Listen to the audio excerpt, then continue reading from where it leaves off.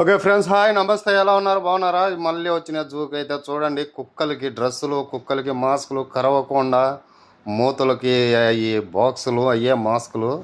మళ్ళీ వచ్చేసి లోనకి వెళ్తే మొత్తం అంతా కుక్కలకు కావాల్సిన ఫుడ్డు, కుక్కలకి డ్రెస్సులు, ఫుడ్డు, కుక్కలకి పళ్ళు తోముకోవడానికి పొద్దున్నే లేస్తే పేస్ట్ బ్రష్. ఈ పేస్ట్ బ్రష్ మనుషులకు కానీ ఇంత రేటు ఉంటుందో లేదో తెలియదు, కానీ ఇది 16 దినారుల నూస్ అంట. మన ఇండియన్ కరెన్సీలో వచ్చేసి రూపాయలలో అయితే 535 రూపాయలు అయితే కరెక్ట్గా అవుతుంది.